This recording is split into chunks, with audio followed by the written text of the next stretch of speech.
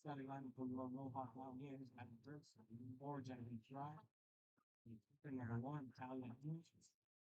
Third, number seven, Kayla Mikulich. Batting fourth, number three, Zoe Lang. Batting fifth, that's 1-2, Taylor Craig. Number six, number two, Renee Wall. Number seven, number nine, Aspen Garcia. Batting eight, number eight, Grace Sue. Batting nine, number 15, Leslie Mullins. Starting from Jason Ingham, number 18, Emma Cerny.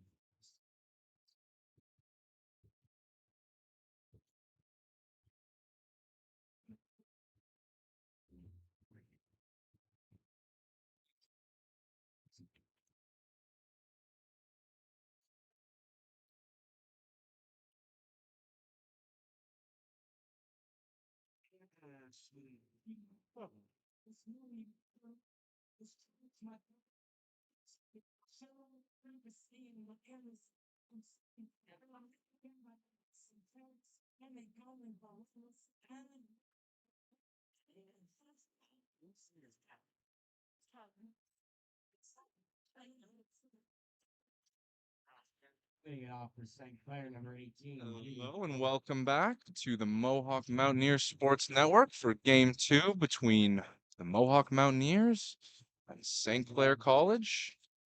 In game number 1, the ladies dropped the first game 18-8. As Judy LaFleur is leading off for St. Clair in the second game. She fouls that one off into the Mohawk bench. Everyone seems to be okay down there. New pitcher on the mound. New pitcher, Emma Purnell. We did not see her appear in game number 1. Again, I'm Matt here with my co-host Harrison for game 2. And ball 2 is called as we go to a count of 1-1. Mountaineers looking for a better start. That's what really did them in the last game, a rough start. 6 runs given up in the first inning and then 5 in the second. So that one hits out to Pierre Stevens, who handles that nicely for the first out of the game. That was not something they saw early on in game number 1, as Mohawk could not get out of that first inning. By the end of the second, they were down 11-0. They did climb back, had a 5-run inning, and made it close for a while there, but inevitably, St. Clair took the win. Cameron Coombs now. 2 home runs in the last game, a single shot and a 2-shot home run. 4 for 5 in that game as well. So very strong. She was catching in the last game.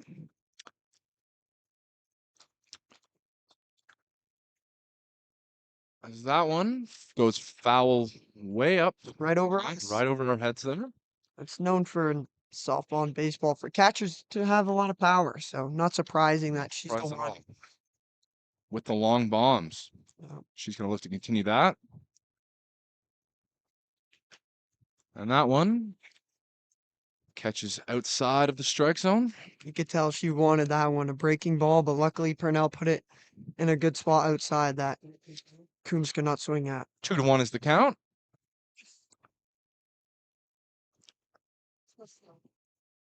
And Coombs just watches that offering sail by outside again. 2-2.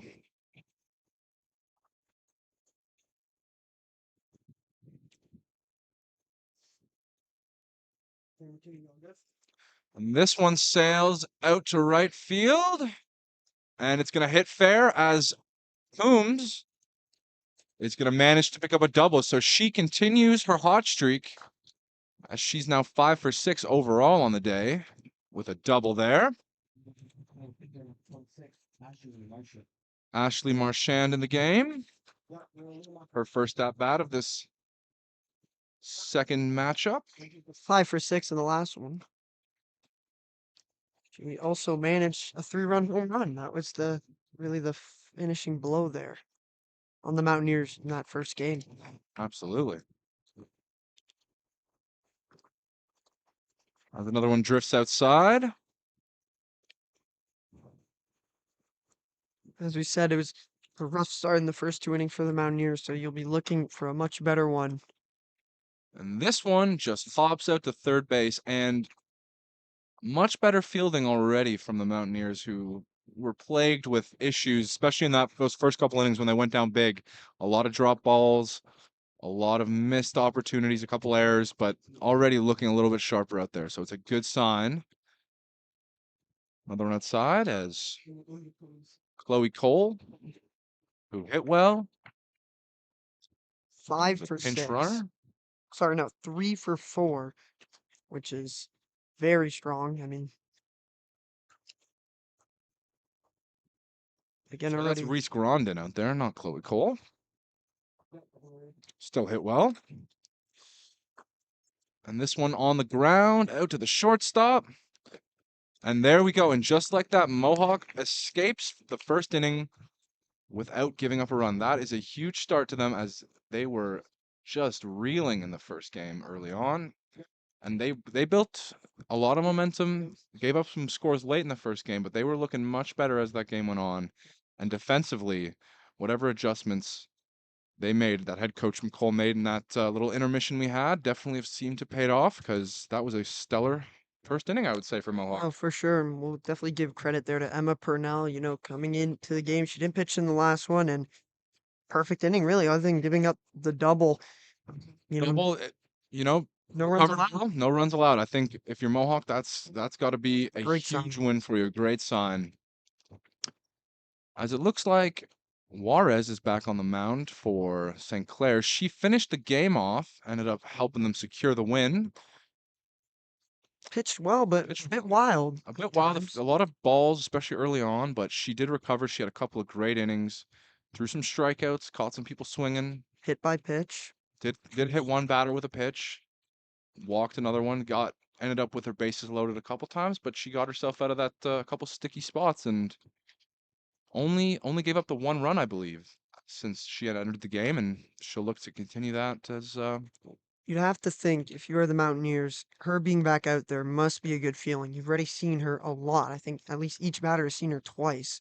So now it's all about, what did you learn? Like, what pitches did you like to see? And, and St. Clair used 3 pitchers to Mohawk's 2, so the bullpen is a little fresher for Mohawk, as we saw Emma Purnell come in and pitch a strong first inning for them, where there's a little bit more fatigue on these St. Clair pitchers. So we'll see if that plays a factor, although I believe Juarez really only got about two and change in terms of innings pitched last game. So not a whole lot, huge workload, but still some this wear and heat, tear in this this heat. heat, It is a very warm day here at Mohawk Sports Park. Genevieve Fry coming in the game, had an RBI, a couple of hits in the last one. 2 for 4 with a double and a single that scored in a run. Yeah, she was part of that big 5-run inning that helped Mohawk turn the game around a little bit in their favor. That's Juarez's first pitch. A little high. Because really, those first 2 at bats for her and everyone at the top of the order were just ground outs. They didn't get long at bats. They weren't able to get on base. 1-0 pitch coming here from Juarez, and that's a big swing and a miss. Let's make it 1-1.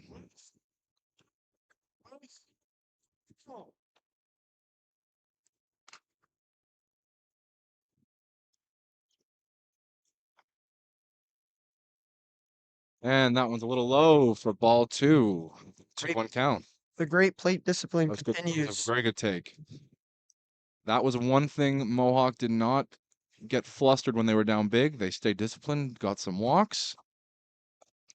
As we get ball 3. Early on. Genevieve Fry in a good spot. Hitters count 3-1. And that is a solid bit of contact, but it's going to float out. Oh, but it falls fair. And she could be going for 3. Genevieve Fry rounding third, but she's going to hold up smartly And that was a lucky bounce. Unfortunately, Kayla Makowicz out in the left field there just could not get underneath it in time. And Mohawk has a runner on third early on. Seemed to get under the left fielder Cameron's glove right there. I think it dropped right before it. She And couldn't quite track it. going up early would be a huge victory for Mohawk here after the result. And a bunt, which is going to get runners on third. Smart play there. That'll go as a single. She was also 2 and 4. Talia Henry there with the bunt. Very well done. And I We think saw a lot of fake bunts and check bunts and it's the no first real one. contact. First real one we've had, so.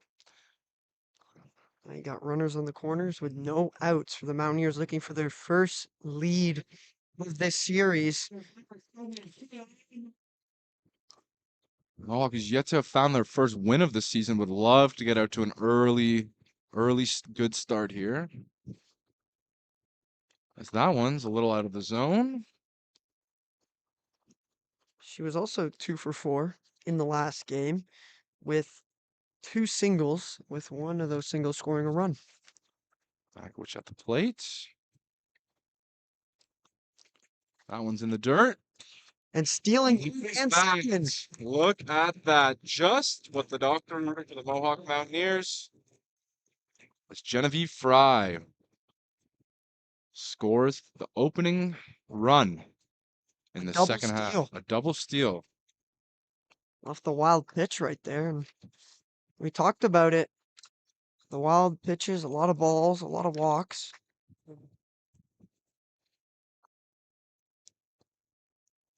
It's Kayla Makowicz still at the plate here. Big swing, big miss.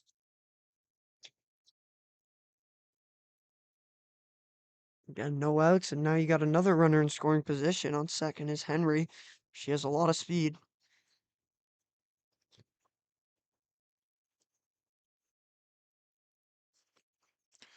Oh, and that one back up in our vicinity. Fouled off. That one had some zip to it. 2-2 is your count.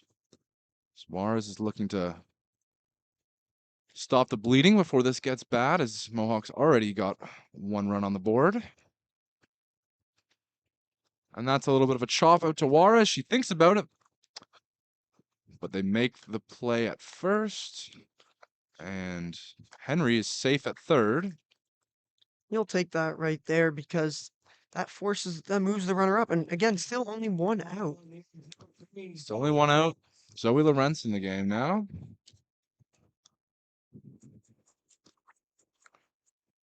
Did have a hit.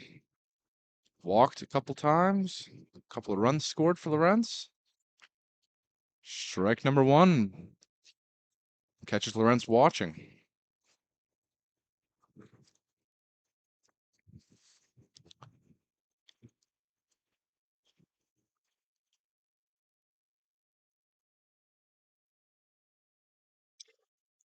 Oh, 2 is your count after Lorenz watches another one. Catch inside the zone.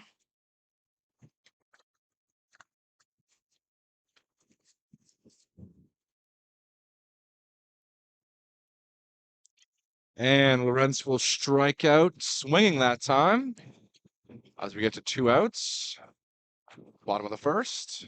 Now batting for your Mohawk Mountaineers, number 22, Taylor McRae. Taylor McRae coming into the game. Her first at bat. Last game she reached on a couple fielder's choice. A couple singles. And a swing and a miss there. 0-1 is the count. Big chance here for McRae to score in another run, giving the Mountaineers an early 2-0 lead.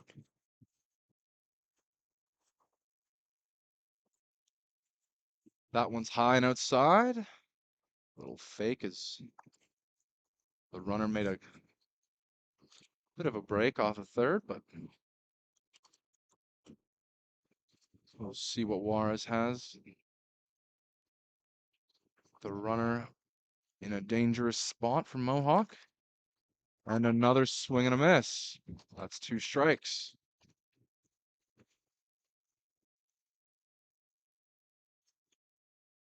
Juarez has caught a lot of people swinging, something we didn't see a lot of on either side in the first game. 1-2 pitch, and that's high and outside again. Looking at 2-2 count.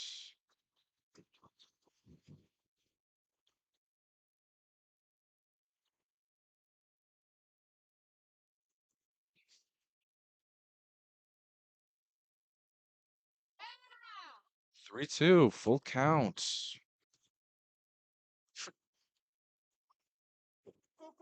Aggressive few steps there from Talia Henry. That's the stealing win. And that is a sneaky score. Wow. Back to back Back to back. stolen bases at home. Wow, absolutely brilliant from Henry there. As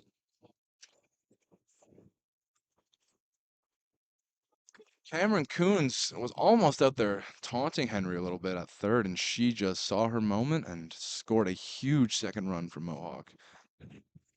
And Juarez will take a walk, and things are looking up for Mohawk early in this one, but knowing how the bats were going for St. Clair last game, they're going to want to give themselves as much of a cushion as possible. Renelle Bork's in the game, 2 RBIs for her in the first matchup this afternoon. Similar to the first game against the Hawks, the Mountaineers took an early 2-0 lead. First pitch is a ball one, outside the zone.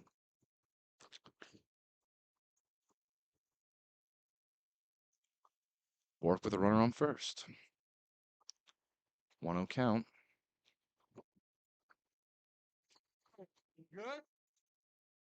Juarez looking a little frustrated after that. She's had a couple of those reactions that we've seen. Can't imagine she was too pleased with the run they just gave up. And 3-0, that one's a bit wild. And McCrae is going to safely make her way to second.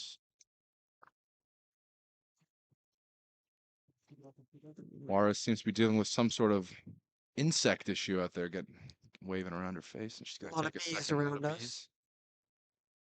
But wild pitch leads to a runner on second in scoring position. And a good count for Bork. 3-0 count. And it looked like she may have gotten a little piece, but a strike nevertheless. 3-1 is your count. 2 out. Mountaineers up 2-0.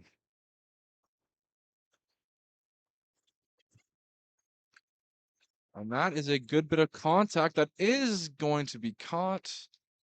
No problems at all by Reese Grondin out there at shortstop, and that will wrap up the first inning. Mohawk, though, has to be pleased with that. 2-run inning. It took them until, well, they had a 2-run second inning, but they were already down 11-0 at that point. So this is a terrific start for Mohawk. And Emma Purnell coming back out on the mound. She's going to look to continue her success from the first. I mean, that's what you need right now. Keep these St. Clair Saints bats down and out and keep building on your lead.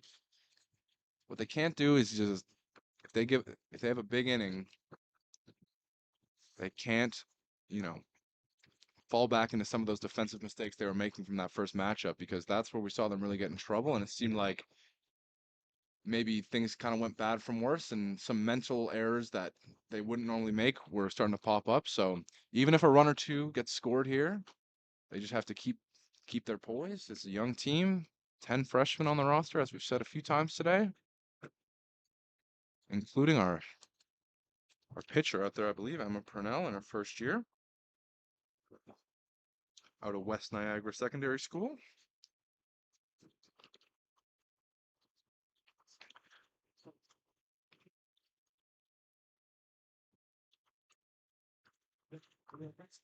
And it's Zania Jackson at the plate. Zania Jackson, excuse me.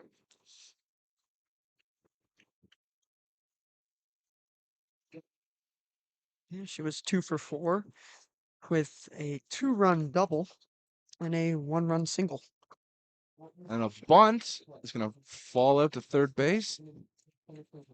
And looks like there's a bit of a miscue from McCray at first base. She didn't seem to have a hold of her glove. And Pierre Stevenson tried to come over and make the play at first, but it's going to end up being a double as the ump's going to rush off that second base.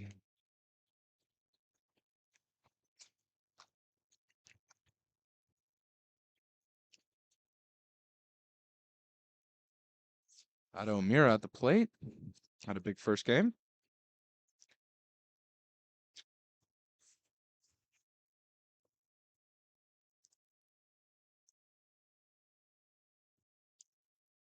She went 3 for 6 with 3 singles and 2 runs scoring on 2 of those.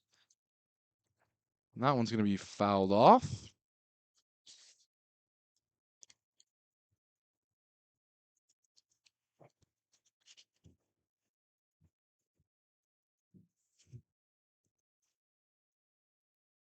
Purnell with the pitch.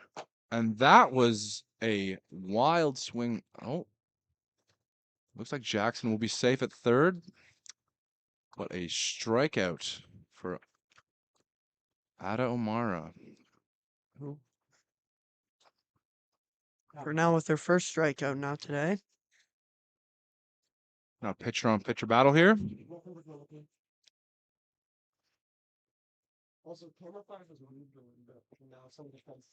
And that one finds its way to Purnell, who bobbles it a bit. But she recovers well. So a runner will come in. That's Jackson sliding in. She looks like she's got about half the field coming back with her as she made 2 slides on that run. She's going to need to hit the laundry after the game. Great effort all around. 2-1 the score now with that run coming in.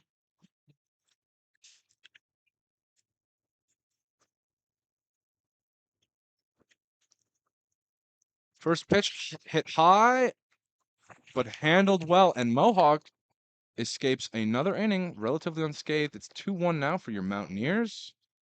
As this is a vastly different start. It's almost night and day between this start and the start of last game. Great inning pitched. Just really, again, one defensive error. That's the only reason that run. She ended up on second and ended up scoring because of that.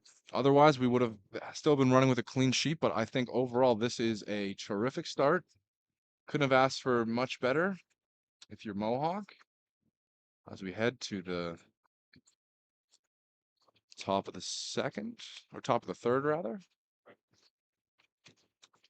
Be another good inning to see if the bats can continue. Juarez still in there. Struggled a little bit, but also has had a couple strikeouts already.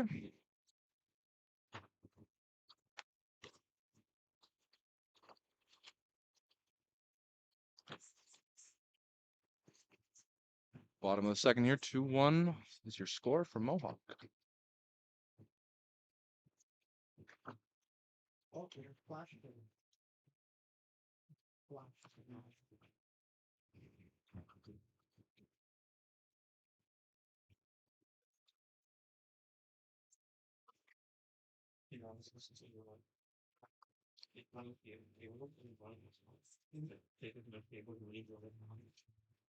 Here's Stevens, who had a good defensive inning last at the top of the second.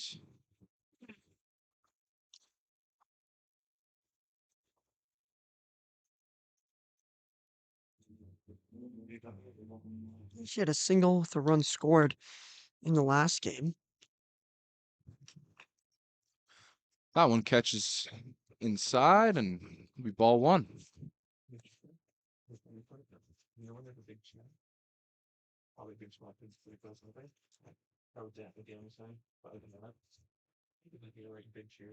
Dana Juarez with the 1-0 pitch. Good contact, but that one will go well foul. Bounced right back into the field there, but foul. Underneath that a little too much. Otherwise, the swing looked good. Be interesting to see how the Mountaineers respond to allowing 1 run. Another good inning here would help the confidence for sure. And that one's a Bit of a breaking ball that's called for a strike. 1-2 is your count.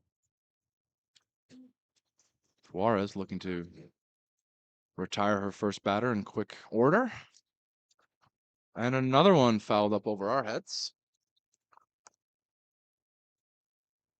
Seems like the Mountaineer batters against strikes, we talked about this, they're a bit late on their swings. They expect the ball because there has been a lot of balls thrown. Maybe they've underestimated Juarez's velocity a little bit because she has been throwing some heaters. And she will take strike 3 as Pierre Stevens is retired. Well, any concerns about Juarez's pitching, I would say, are a little unfounded because she has just retired in pretty spectacular fashion. Pierre Stevens. Now batting will be Grace Purdy. She did not play in the last game. Nope. Pitcher on pitcher duel. Reversed. And she'll take strike 1 up and inside.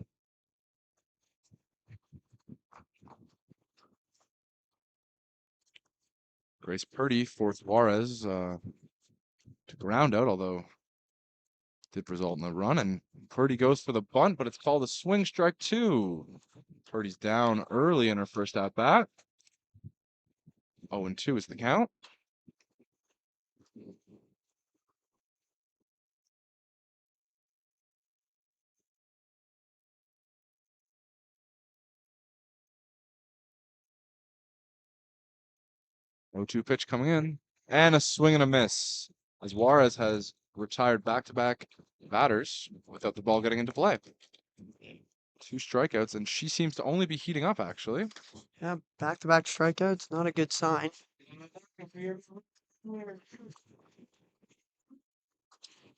Jazzy Martin at the plate. Her first appearance in the second half of this back-to-back. She was 1 for 2 in the last game with a single that scored a run. Some solid defensive plays as well. See how she does in the first pitch. That one way outside. Jazzy Martin not giving that pitch the time of day.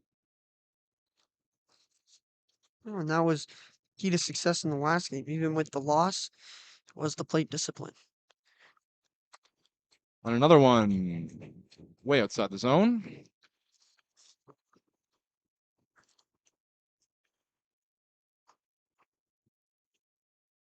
It seems like I for guess one did Juarez, catch inside. That's missed calls. Oh, never mind. 2-0. I was correct initially.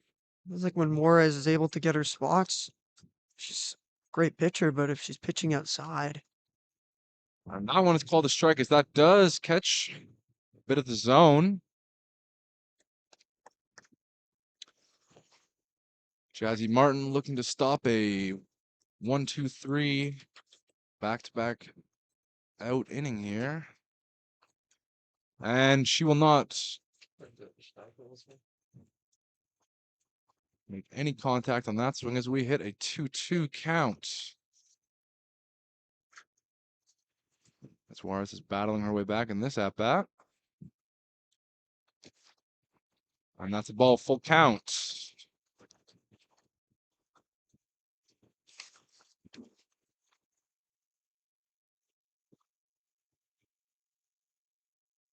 another great at bat here. And Juarez gets a 3rd consecutive strikeout. She now has as many strikeouts in this game as she did all season coming into today. So she is looking good. And that is not a good sign for this Mohawk Mountaineer squad, who we know has had a little bit of offensive trouble. But they're still up 2-1. Yeah, they've had an issue with Juarez's velocity when she has pitched in the zone. They haven't been able to catch up to any of her fastballs and at least foul them off, but not even gotten one in play. So we'll have to see if that'll change in the next inning. But for now, they've got to worry about getting out of this one unscathed. Well, Emma Purnell's looked pretty solid so far, I would say, in her first 2 innings there. As we head to the top of the 3rd, 2-1 for the Mountaineers, who are just joining us after a tough 18-8 loss in the opening game. They've bounced back nicely, although they just were retired in quick fashion at the bottom of the 2nd.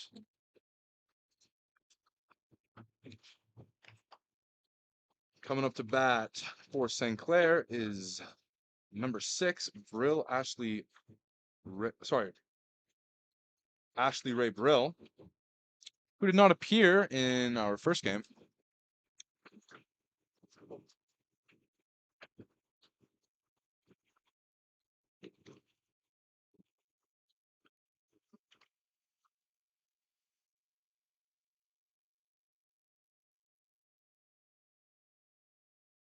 Handshakes all around as we get ready to start the top of the third.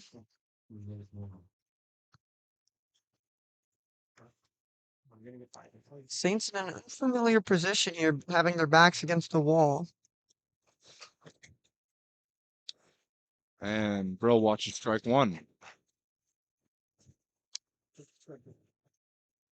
After that victory, the Saints moved to 5-2. The Mountaineers moved to 0-5. So a win here would feel very That is a good. good bit of contact, but center fielder should get under that. Almost a bit of a bobble, but it is handled very nicely. That's Genevieve Fry out in the center field there. Always a tough play and a tough decision made on those because the infielder can always make the play, but she'll have her back towards the ball. It's actually Talia Henry out in center field making that play. Ball number 1. Taken by Judy LaFleur.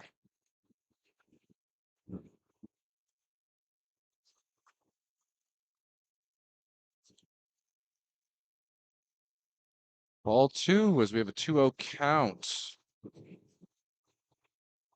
1 out so far. Top of the third.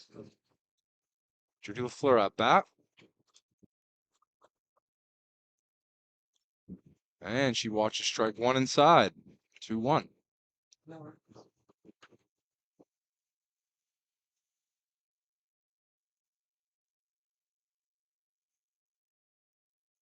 Now with one in the dirt, a bit of a wildish pitch. Looking at a 2-2 count. 3-1 count, excuse me.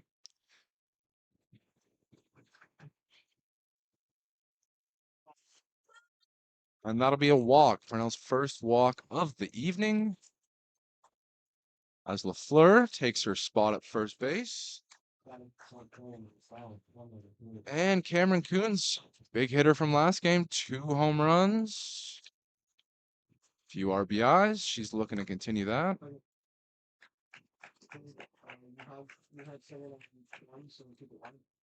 She had a hit at her first plate appearance today. A double. And she's going to get on base again with a single. She's been really, really good today already and in the last game. So, it's just difficult to pitch around her. Ashley Marchand at the plate now for St. Clair. Purnell's pitch is a little far outside. Still 1 out for the Mountaineers. Not Marchand taking a second as she takes a look over at her coach. in trouble yet here. You just love to. No, 1 out still. 2 really close pitches there by Purnell. Not bad at all.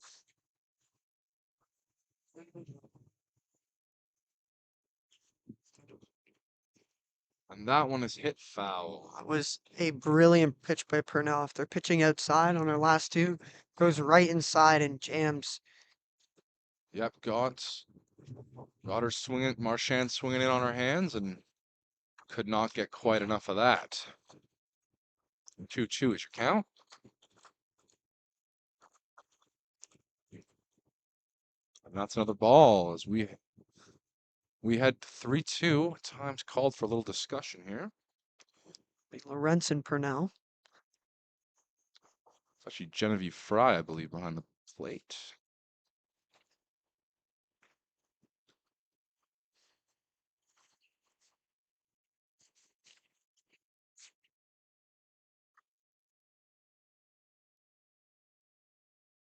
Quick discussion between them.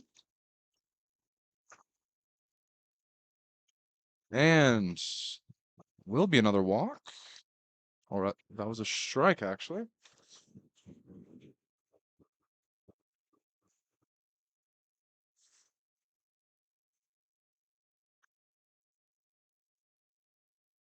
And that one is going to find its way out to center field, and Henry fumbles that one a little bit. And runners will come in to score.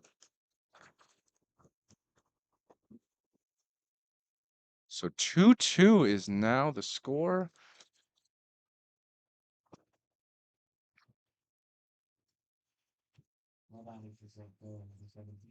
Looked like another check swing and a half, but she made sure to lift that one perfectly into the gap in center.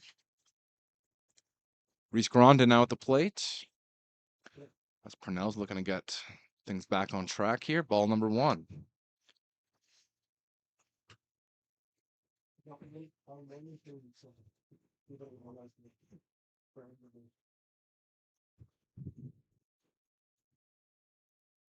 One 0 pitch. And that one goes out into the crowd, into the parking lot. It's been the It's pitch foul. that the Saints have swung at, is the inside. They haven't swung on the outside ones. Nope, they have not bit on much. But Purnell will have to come up with something as they have a runners on the corners. St. Clair's looking dangerous this inning. Oh, and that one gets away from Purnell. And another runner will come in. That is an unfortunate error there. As the ump is going to clear off that home plate. Yeah, that's an unfortunate error. This bit of miscommunication, I think. St. Clair had a bit of one when Henry snuck in earlier in the game for Mohawk, and now Mohawk's made a bit of a unforced error of their own, allowing a runner to sneak into home plate there. So either teams need to clean it up a little bit, and St. Clair takes the lead, 3-2. Rondon is going to foul that one off.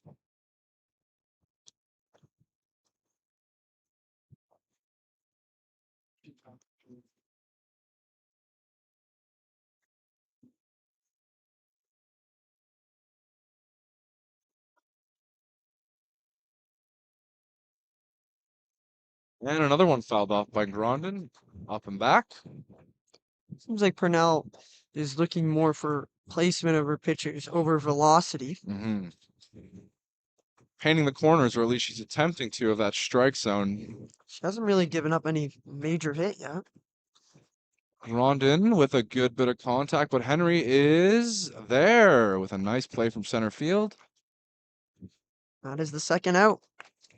That is with Ashley Marchand on third base.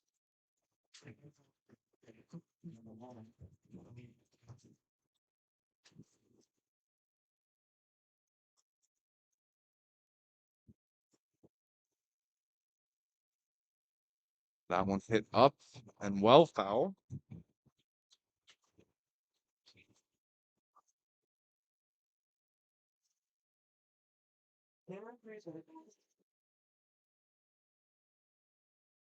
Jackson at the plate. Strike 2. Purnell looking to escape the inning here. 2 outs, 2 strikes. Runner on third. Purnell with the offering, and that one's too low. Ball 1. 1-2 is your count. As St. Clair's really letting them hear it from the bench. I want Jackson to get the ball into play here. That one, another foul. Lots of foul balls this game.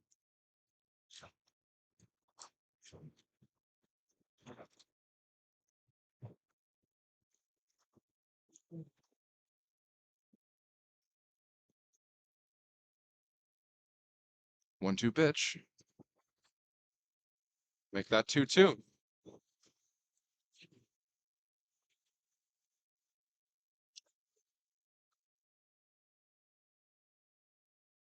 Be a big chance for Cornell to get them out of this. And that one, another foul ball right over the first baseman's head first base coach's head.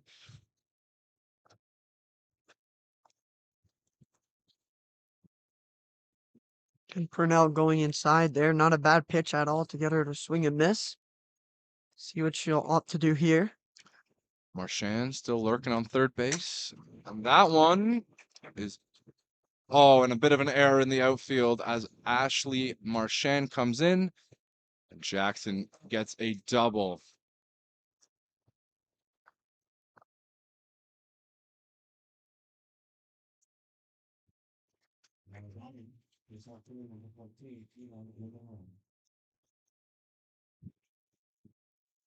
Score is now 4-2, and you really want to get out of this inning before more damage.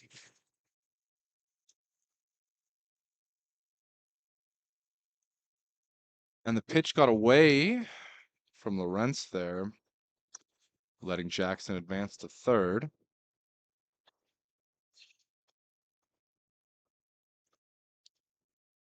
Ada Umera at the plate. 2 balls thrown now.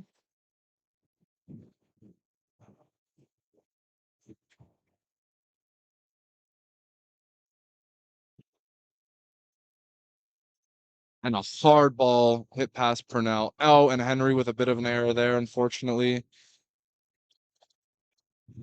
And Ada Umera with a 1 RBI double to continue her great day as Jackson scores, and St. Clair is starting to look like the team they were in the first game.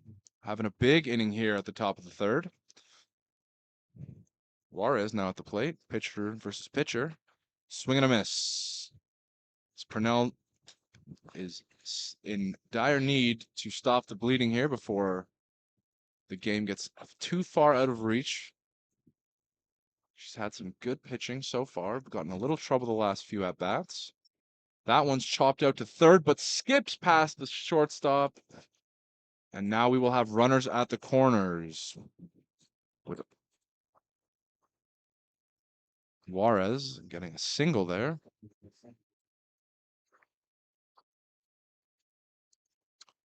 Time is called as Coach Chris McCall comes out to talk to Purnell. Maybe a bit of a change. Cameron Brook is waiting to take an at-bat. Really unfortunate for Purnell after 2 really good innings. I mean, again, the mistakes seem to be costing the Mountaineers a little bit. Some singles and then some balls after being hit that are getting past the outfielders. Yep, they've made some unforced errors, unfortunately, that we know has cost them in the first game, and things seem to be trending back in that direction. But Coach Chris McCall looking to settle his ladies down and get things back on track, because they did have a really strong first couple of innings there, and they want to make sure things don't trend back in the direction they were from the first game. Again, there's Given 2 outs. Like, you Yeah. haven't even gone around. And he's giving her a chance. He's not making a change. He's giving her a chance to get out of this sticky spot. Has to duck there, and that one's going to slip through. Renell Bork could not quite get that. And another runner will come in as Ada O'Mara makes it 5-2.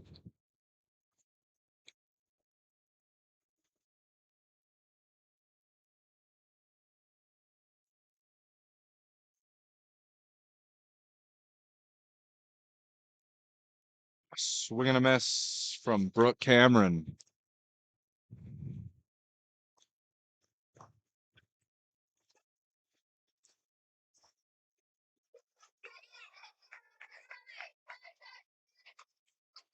That one well outside.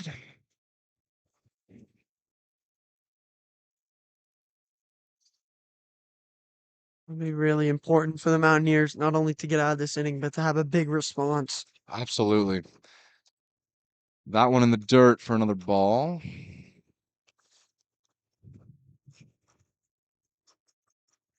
Jackson's eager to get off second base there.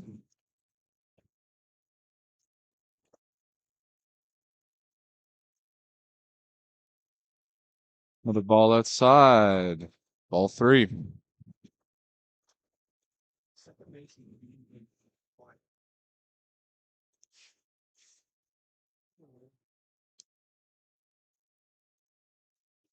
And that one fouled up and over.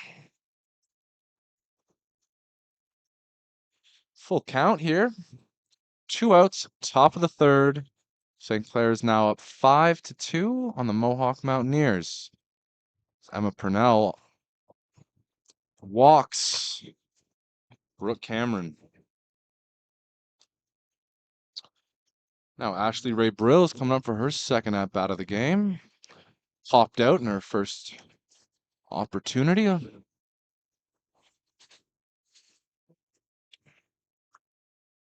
And that one out to center field. And Henry handles that with ease as Mohawk gets out of the third inning. They squander their 2-1 lead. They're now down 5-2. However, they have an opportunity to respond well. They've looked much better offensively this game so far. And they'll need that response. It's what we didn't see in the last game. They were not able to respond quickly enough to the Saints' big innings. No, definitely not. I mean, they had one really good inning where they scored 5 runs, but outside of that, it was few and far between in terms of positive plays made. So this will be a huge moment for Mohawk and this young team. We keep saying that, but if they can respond here, it will bode well for them, and they really need a win to get this season back on track. As Juarez is still out there, she is really stepped up. She retired 3 batters in a row, 3 strikeouts, so she's looking like she's on top of her game at this point. Has not slowed down despite playing a good portion of the previous match, and this will be her 4th inning of this one, so we'll see how she holds up. She's been the best pitcher of the game, either game, I think, so far. It's easy to say. Sure, for sure. And, it's only 6-2. Mountaineers down 4 runs. It's still very, very winnable. Very easily you can come back. You just need to make sure that the errors clean themselves up. You need some big runs from your batters. I mean, that's what the Saints have had. They've had big innings. It wasn't just, one big hit. They've had just continuously big innings. And something the Mountaineers will need. And big responses. They came out a little slow. Mountaineers were looking good. They come back with a big, 5-run inning last time to make it 6-2. As Genevieve Fry is back to the plate, she was the spark at the beginning of this game that got things going for Mohawk. See if she can do that again. Triple and stole home. Triple and stole home. So more of the same with any luck for Genevieve Fry.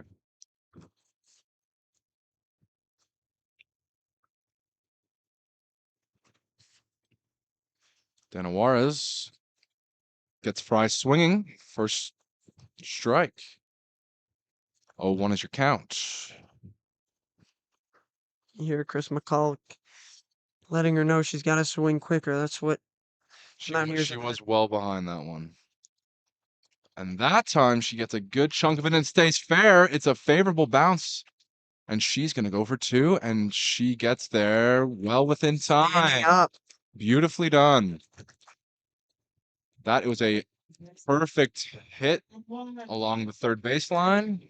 And that swing, Talia Henry. the swing was just late enough and early enough to be hit well and hit just into fair territory. Absolutely, with Talia Henry coming up. And also had a good at-bat earlier in this game. Thought about bunting it as Genevieve Fry steals third. And 1-0 is your count. Henry had a single, and she ended up stealing home as well. Yep.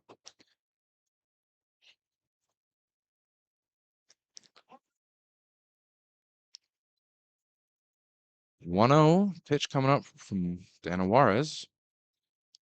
As Henry's taking a second to get a word or a signal from Coach Chris McCall.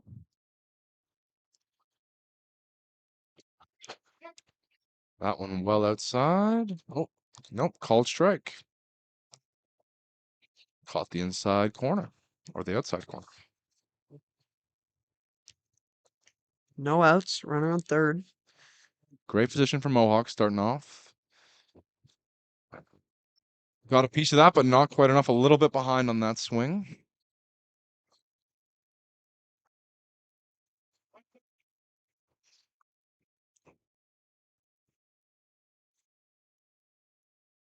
Another really good chance for the Mountaineers to get a big inning here and cut this lead only down 4. 1-2 pitch from Juarez. And that goes over the head for ball 2. Nearly the second batter she's hit today. Henry didn't even move, so I guess Nope. she bent down a little Clean bit. over the head, but in her athletic stance, did not clip her at all. And that's going to be a swing and a strike. And she is out. First out for this inning for Mohawk.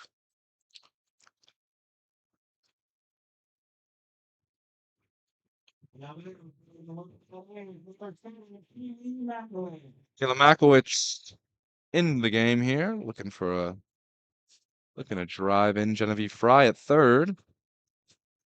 Dana Juarez puts one a little low. Ball 1. Genevieve Fry eager to score another run, get Mohawk back within a couple of runs.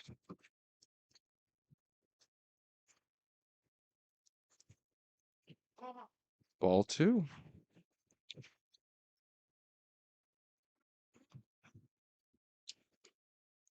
Checks for the swing, but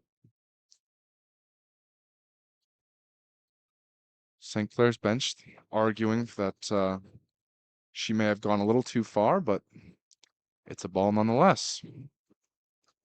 0-2 count, or 2-0 count, rather.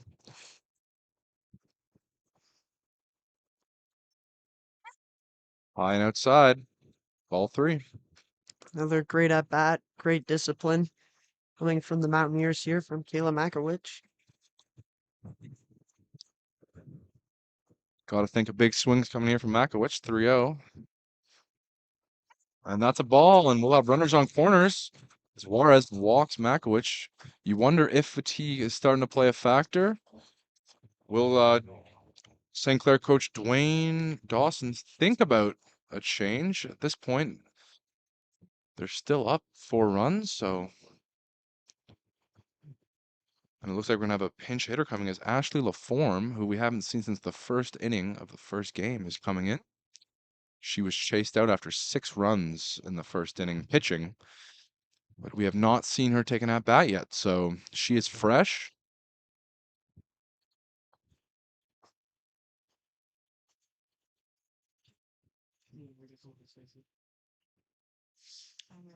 Zoe Lorenz will be subbed out in favor of Ashley LaForme now.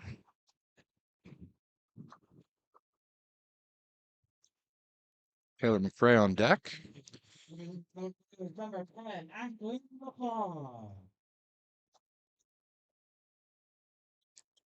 One out, runners in the corners here.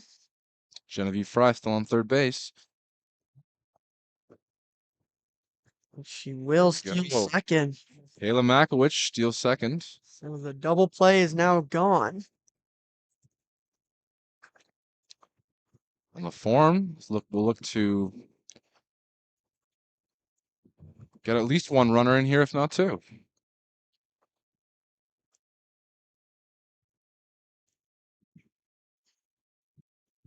1-0 count.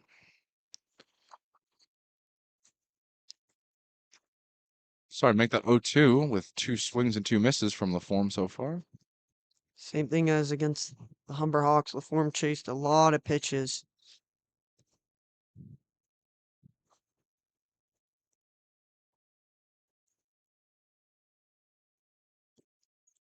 And that will be swing 3 and strike 3 as LaForme cannot make contact. A disappointing at bat for her, no doubt. As Taylor McFray back on the plate.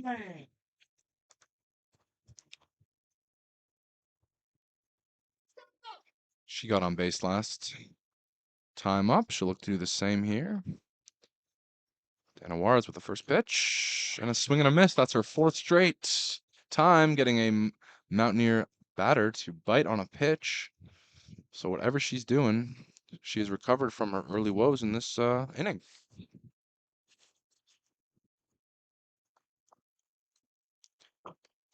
That one's high and outside. Ball 1.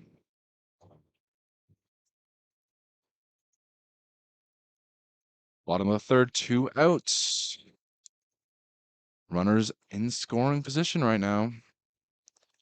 Taylor McRae.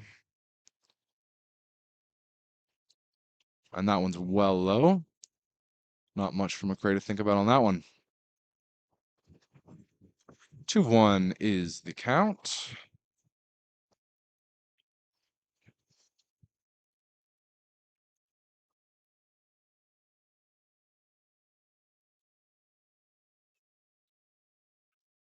We got another ball. 2-2. 3-1 rather. Big moment right here Big moment. for McRae. Even a walk, get the bases loaded. Renee Bork's on deck, and she has hit well today. And that will be a swing and a strike. Full count. As the pressure mounts for Taylor McRae and for Dana Juarez.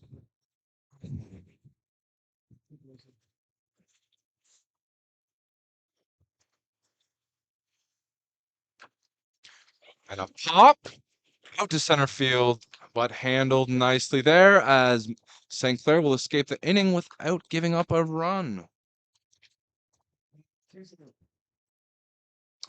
Judy LaFleur out in center field making that easy play as we head to the top of the 4th. It's a well hit ball, but just not hit hard enough. Another disappointing moment for the Mountaineers with a chance to maybe get back into this game. Chris McCall is looking like he's going to make a couple more changes here as he knows they have no time to waste getting back into this game. Looks like LaForme is going to get back on the pitching mound as Purnell's day is finished. He started off well, had a bit of a struggle in that last inning, but LaForme is back in the game.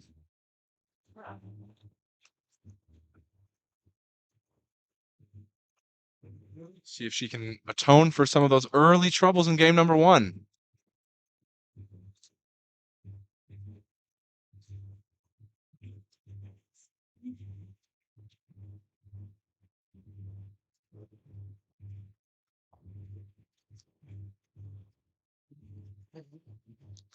Score remains 6-2 here. Mountaineers 4 runs after leading 2-zip early. They kind of let it slip a little bit with some mistakes. Most of the runs just being base running from both teams. And Emma Purnell has been taken out of the game, as we said. She had pitched 3 innings, 6 earned runs, a strikeout and 2 batters walked. So bit of good, bit of bad, but definitely some positives to build on for her for her next outing.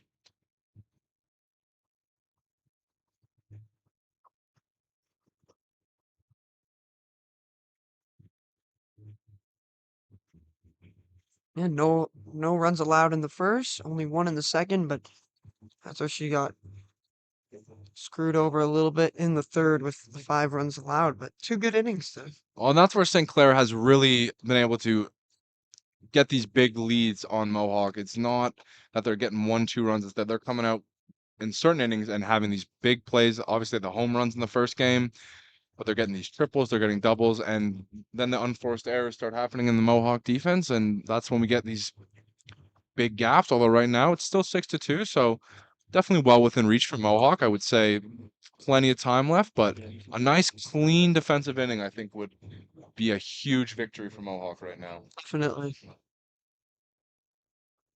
And we're about ready to get going here. Number 18 for St. Clair.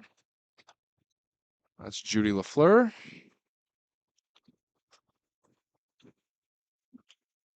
Back to the top of the order, she walked in her last at bat, which started off that big inning for St. Clair.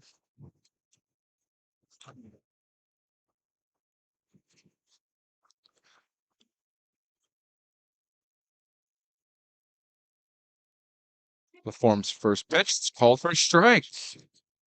Caught the outside of the zone there. It's a good way to start.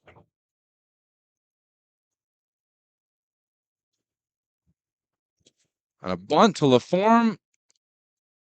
Oh, and unfortunately, Pierre Stevens just cannot hang on to that one.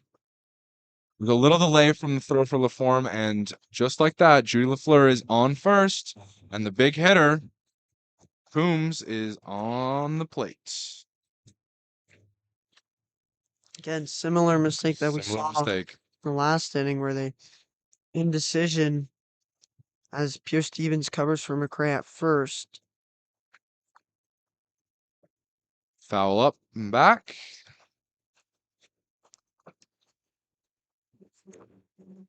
0-1 is the count. LaForme's going to have a word with McRae at first. It's about the bunt. That's happened now a few times. And these little errors pile on in these big innings. Foul strike 2. 0-2 is your count. This would be a really, really good spot for LaForme to get them out of if she can find a way to get out Coombs. Because having runners in scoring position with the amount of errors they've made defensively has not boded well. As she fouls her third straight pitch off, still 0-2.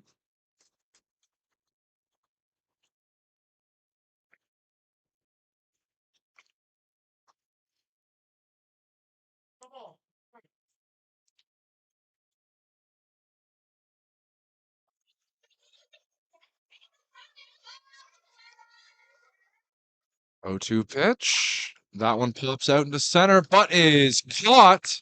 Now that is exactly. Oh, but a bit of a miscue throwing back to McRae. She couldn't quite hang on to it at first base, so they get Coombs out. LaFleur does advance to second base, though, so once again we see a bit of defensive fielding errors, kind of nipping them in the butt here, but still some positive as they have their first out of the inning. Yeah, the throw was a bit low there, and it did not bounce back up for McRae. Ashley Marchand watches the first pitch. It's a strike. A 1-ish count.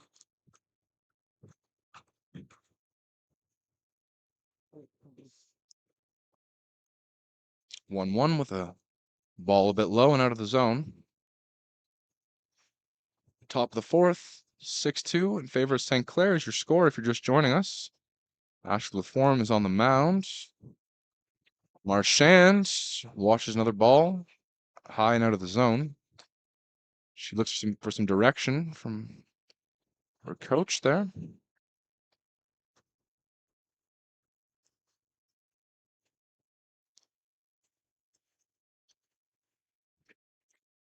And that one's low as well. Another ball.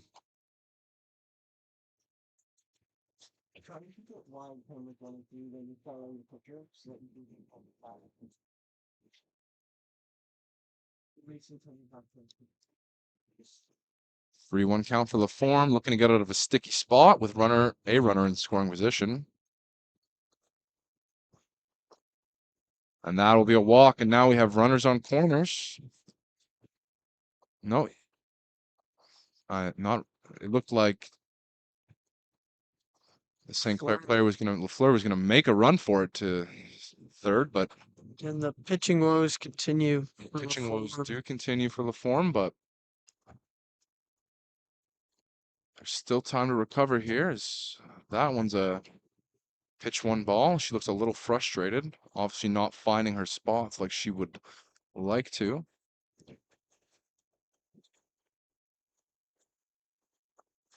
Reese Gronin on the plate. Fouls one off for a 1-1 count. Only 1 out so far, so still a lot of work to do left to get out of the top of the fourth here from Mohawk and keep this game within reach.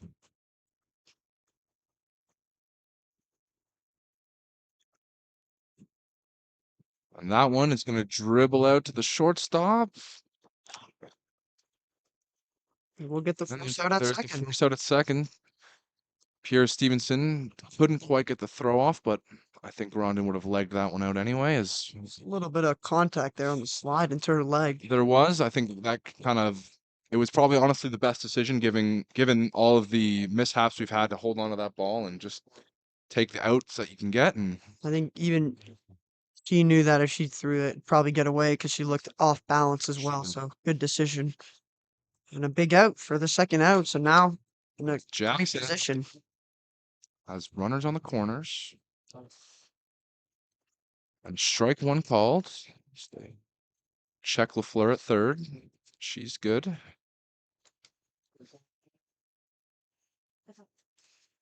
Yeah, that's good.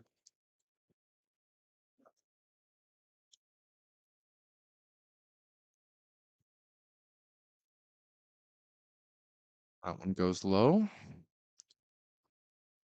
So we're now looking at a 1-1 count.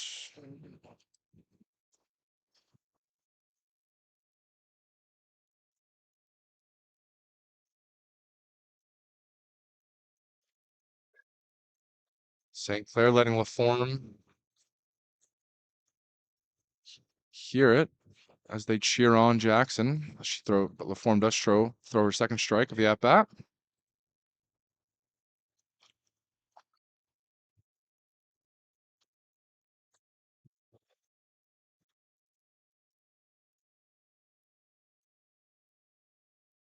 And that one's well outside. That's the St. Clair runners are looking eager to maybe steal home or second, and we have a full count here. The 2 outs. Big 2 pitch outs. coming up. Big pitch for LaForme. And that is a ball, and we have bases loaded. And we have a big hitter coming up to the plate. That's number 14. That's Ada O'Mara. We know she's almost gotten on base almost every time she's been up there. And this could be a defining play of this game, this at bat right here. Strike one. Good first pitch. Yeah, with how the last game has gone, you really feel like if Mountaineers aren't able to get this final out, that they could be in big trouble early. And just like that, LaFleur comes in. And another one. As Reese Grondin also finds her way in, making it 8-2 now.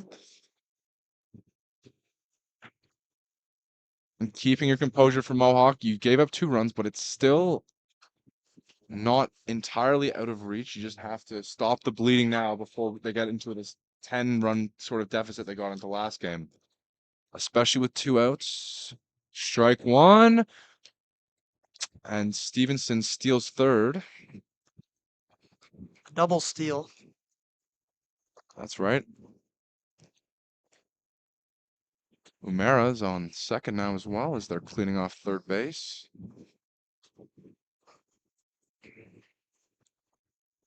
Suarez, the pitcher, is on the mound.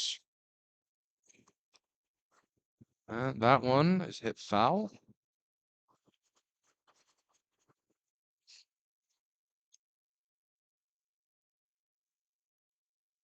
Mountaineers have struggled to get third out in multiple innings in both They have. games.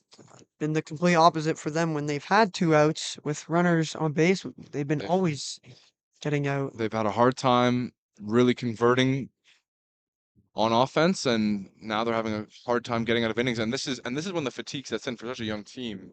When you're playing these innings where you're having 7, 8, 9 at bats, I mean, you're adding so much game time that for these pitchers, I mean, it's tough. I mean, LaForme, this is her first inning. I don't know how many pitches she's thrown, but it's been a lot, and that one's fouled off. And even some of the body language, just all around, starting to look a little dejected. A little tired, but they have to just find a way to close it out, find their composure. Especially with, she hasn't pitched since the first of the last game, but she's been sitting in the sun a lot. It's Nonetheless, it's draining. You're out there, you're in the heat.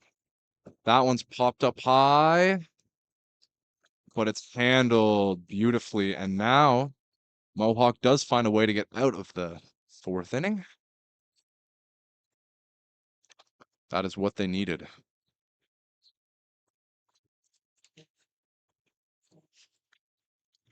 looking eerily similar to the first game against the Hawks, where the Mountaineers went up 2-0, and then the Hawks were able to score 6 runs, make it 6-2, turn into 6-4, but then they ran with it. Come down to the bats again. Yep, I'm looking at just the body language from either dugout. The St. Clair is looking very relaxed, very calm, and Mohawk is looking a little tuckered out. So we're gonna have to see how that plays into their comeback hopes here. Yeah, like a lot of time left, a lot of game time left, a lot more at bats, and this game is still within their reach. We're not at the 10-run lead yet. Pierre Stevens is gonna be on deck, I believe.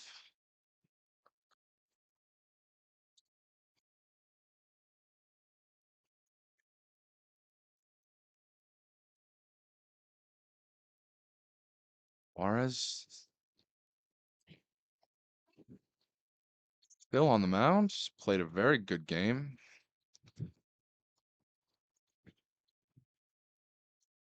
From the bottom of the fourth, 8-2 for St. Clair. Mohawk struggling since they started the game well, went up 2-1 early.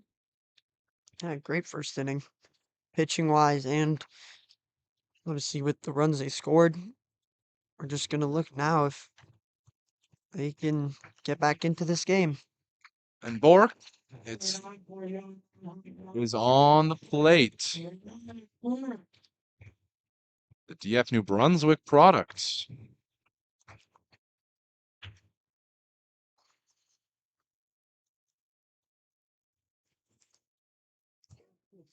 Got some good at bats so far. We'll see what you can do here. And they call strike one. And Mohawk just cannot continue to fall behind early in these at bats. They need to be making contact, fouling things off because 1-1.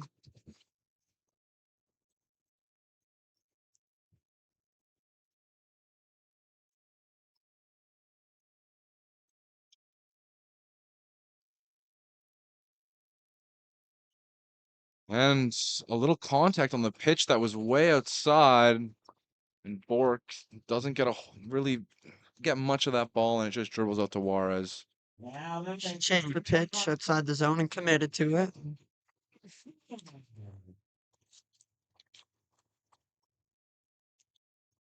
Ashka Pierre Stevens now at the plate.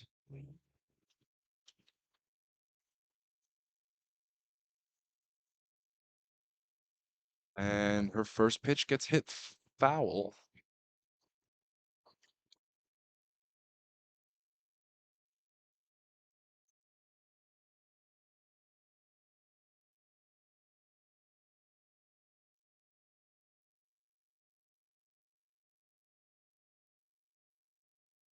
And that one is going to find its way into the outfield for a single, as Ashka Pierre Stevens is showing some signs of life from Mohawk. 1-out single. Grace Purdy now at the plate.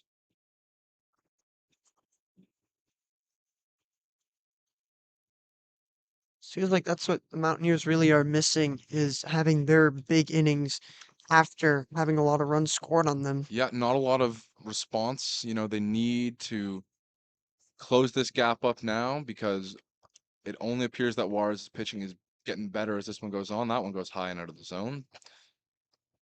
But they haven't. We've been talking a lot about Mohawk's mistakes defensively.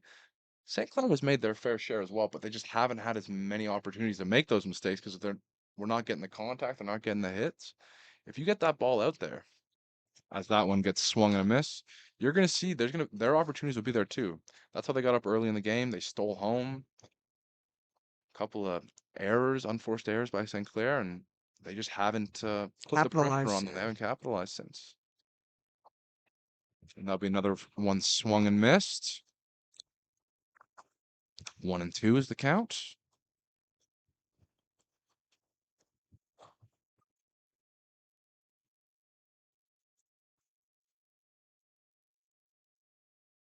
And Grace Purdy watches that one go high and out of the zone for a ball. Kiara Stevens looks like she's thinking about stealing second. 1-2 pitch coming up from Juarez here.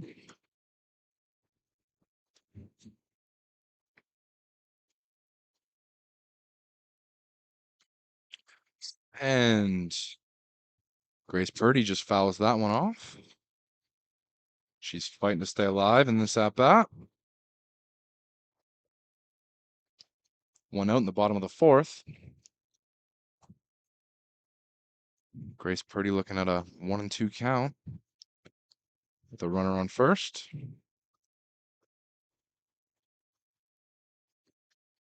And a third swing and a miss as Juarez gets yet another Mohawk batter swinging, chasing after a pitch, and she has really looked stellar this game.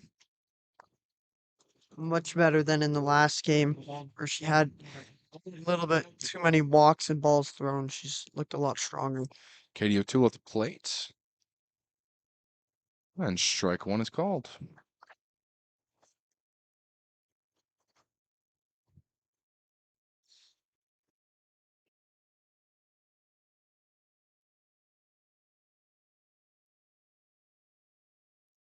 And the ball is called.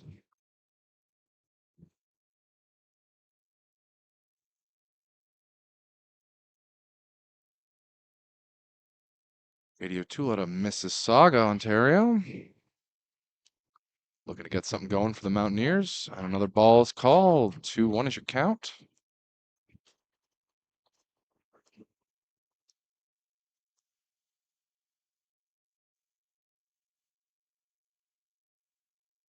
Two outs at the bottom of the fourth. That one's well outside. Oh, That did look it outside. looked outside, but it's called a strike. And we have a 2-2 count now. Good pitch from Juarez. And a swing and a miss. And she has just gotten another Mohawk batter chasing after a pitch. And there's going to be a long rest of this game for Mohawk if they cannot catch up to Dana Juarez's pitching.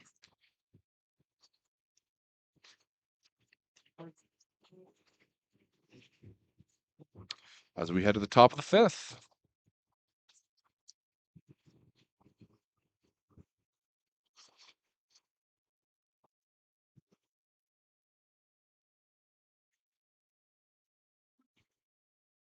LaForme is going to get back on the mound here.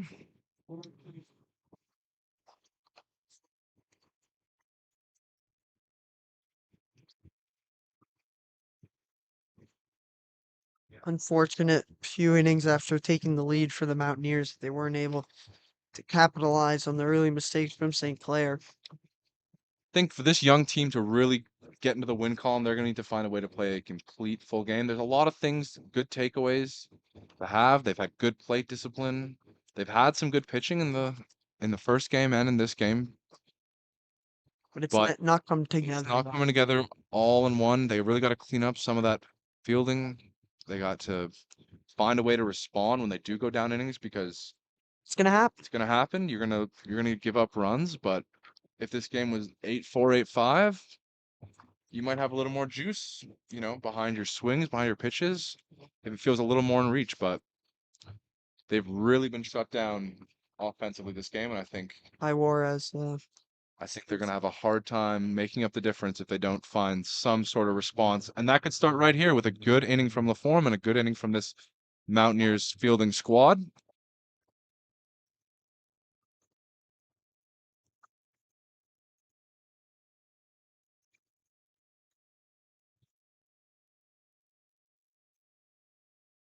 Takes ball number 1.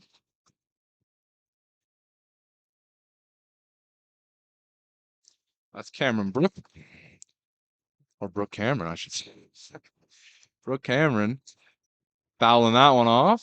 1-1 is the count. Much better pitch right there from Much better. LaForme on the outside corner. And that one had a little bit of mustard on it, you could tell. She put something behind it. Very, very good placement.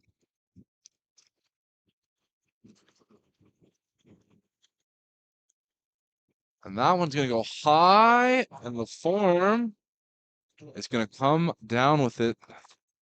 And that is a solid way to start this inning. Another really good pitch right there from LaForme. Great placement. You know, it's tough to get strikeouts against these great hitting teams, but any ball that's hit weakly or just hit too high is always a win. Ashley Ray Brill is going to chop one out, just short. And another quick out, as this is what they need. But as we know, their weakness has been getting out of innings. So this third out is going to be crucial, as they are running out of time to make a comeback. They need to find a way to get that third out, and hopefully in timely fashion.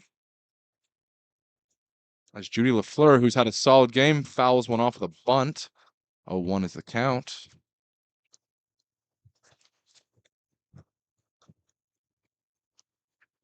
I think with a young team that obviously hasn't played together a lot, the main thing that is always going to be lacking in whatever sport is consistency, just being consistent as a team and everything coming together, the pitching, the hitting, the fielding. It's always very difficult, especially when you haven't played together for a while, when other teams have played together for years.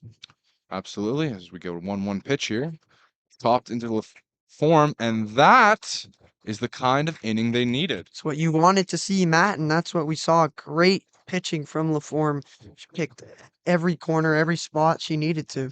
And clean fielding. I mean, she really made 2 plays. 2 plays there, and I mean that's all you can ask for. You know, that's how they're gonna start building momentum back.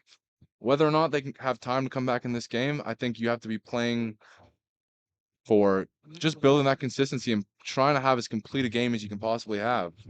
Whether or not you can find 6 runs here in the next couple innings, there's still a lot to play for. Still a lot of areas to grow, areas to learn, and Here's we'll see how it goes. a good sign, maybe, is there's a new pitcher on the mound. Looks like Juarez's day is finally done after she had a stellar few innings. Looks like Ashton Fong is coming to the game. Second-year pitcher out of Colwood, BC. We head to the bottom of the 5th here. This feels like the Mountaineers' chance to get in some runs, as we saw in the last game when a new pitcher did come in. That's when they had their biggest inning.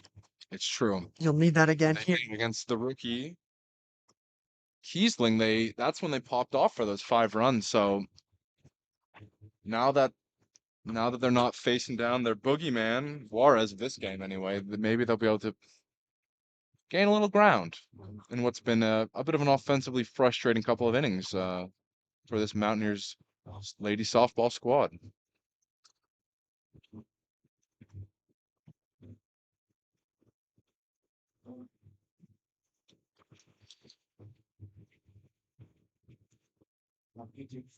As assistant coach Mike Smuck giving Genevieve Fry some words of advice on her way to the plate here. She's been one of the bright spots, I'd say, this game.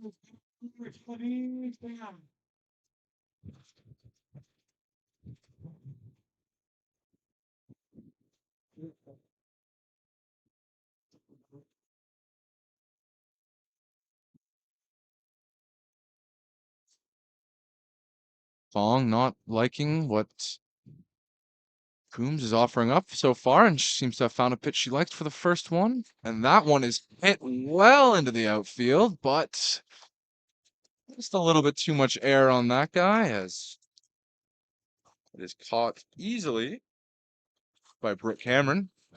Out in left field. Talia Henry, the nifty base runner, shifty base runner, I mean, is up to bat. Not a bad swing at all there from Fry. Just No. seemed to get under it a little bit too much. Just a little bit, just gave Cameron a little too much time to get underneath it and get the first out of the inning for St. Clair. Henry at plate. And Fong throws a first pitch ball. 1-0 is the count.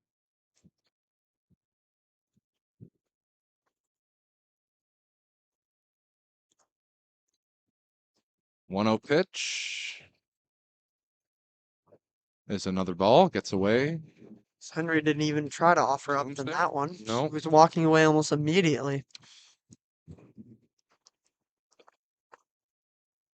When we saw Kiesling come in the first game, she threw, I think, about 4 or 5 consecutive balls. So we'll see how Fong, she finds the strike zone there, though.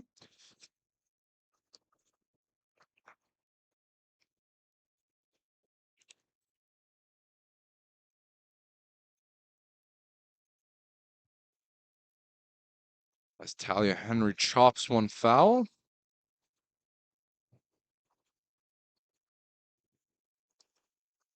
Ada O'Mara was all over that if it happened to bounce fair along the first baseline. Really looking here for a big swing from Henry. Great eye. Good discipline there. That's the sort of pitch we've seen some of these Mohawk players chasing this game, but Henry with a very, very smart call. And a walk. There we go. And we have a Mountaineers player on base.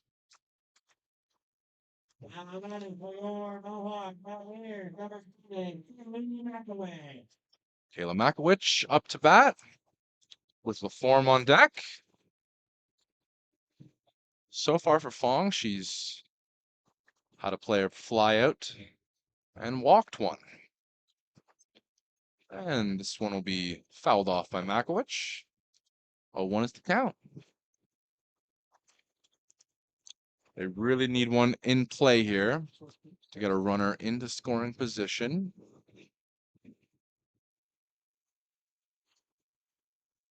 Does sort of feel like the make or break inning for Mohawk. Truly does. This rate, they need at least 2 runs an inning if they were to play perfect defensively to at least tie it. So they'll be looking to get something going. As that one falls foul. Just a little chop there from Makowicz.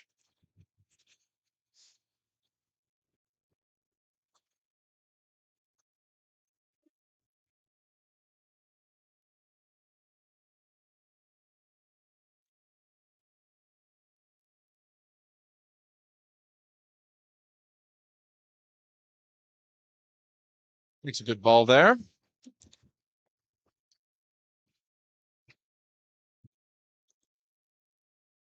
Talia Henry on first base.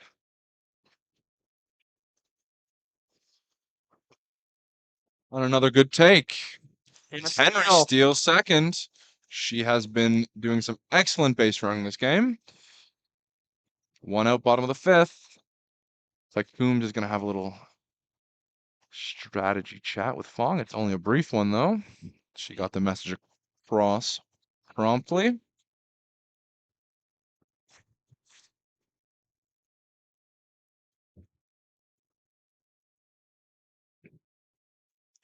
And a strike 3 as they have their second out with LaForme coming to the plate.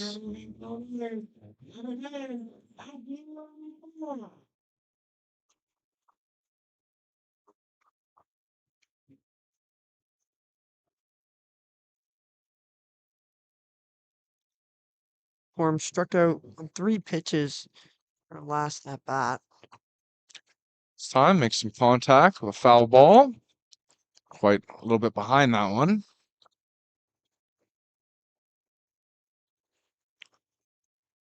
Have a runner in a scoring position after Henry just stole second base. 2 outs. 2 outs, though, so this is a big at-bat. Fong's found a pitch she likes. And there's a ball, and Henry's might just go ahead and do it all herself if she can. Double stolen bases for her in this inning.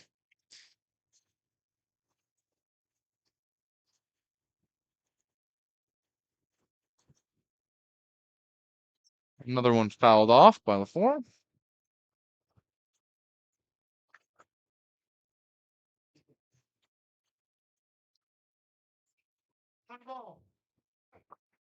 One, two is your count.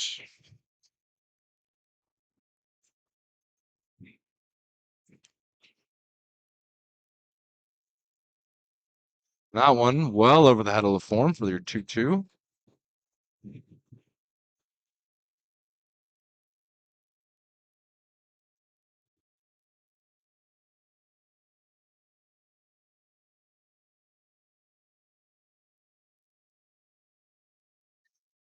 That one out into the stands. Sounds like the bleachers took the brunt of that action, so no injuries, No car damage. no card. Well, hopefully that was the bleachers and not someone's car. Definitely was just the bleachers. I wonder how you'd explain that to insurance. Do you I think? don't even want to think about it. Yeah. And another good take. She's going to make it a full count, 3-2. Much better at bat here from LaForm, showing Absolutely. some discipline and fouling off some good pitches. She was chasing a couple of pitches that first time out, but like you said, much better discipline. And that one right at us, fouled off. She wants some sort of pitch to be closer to the middle of the plate, fouling off everything else. But you can tell she is hungry for contact because she has swung at almost everything she's seen so far in her 2 at-bats. Fong with an offering. That is high as LaForm will walk runners on the corners. And Frey will come up to bat. Still 2 outs, so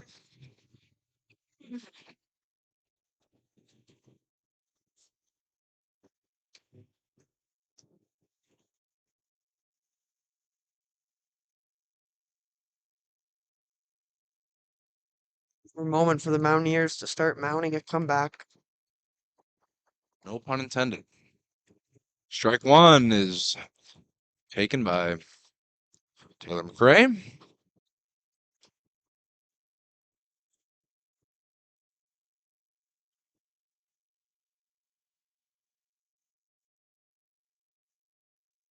Ooh. That one might be in danger of someone's car. As it is fouled well off with some good velocity. Bit of an early swing there, but behind the count, she'll be looking to protect.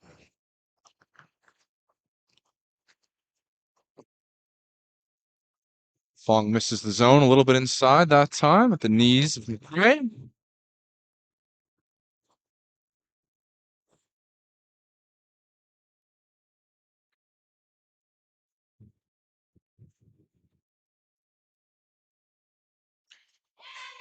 That one's chopped foul by McRae.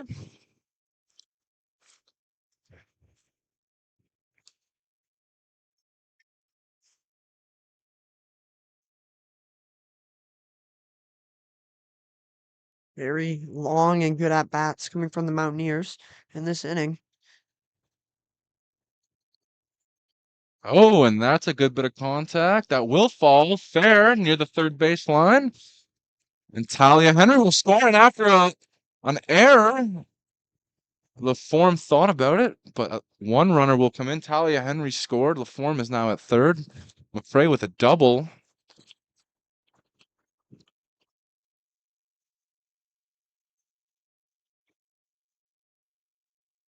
Ashley Ray Brill with a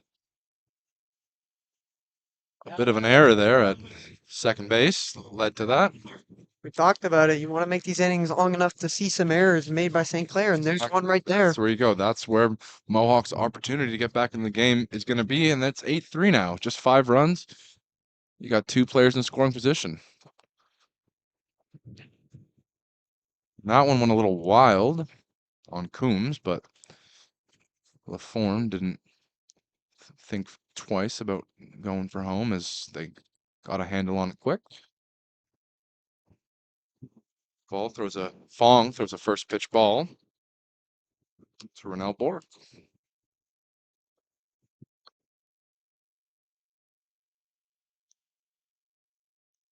And that one hit fair.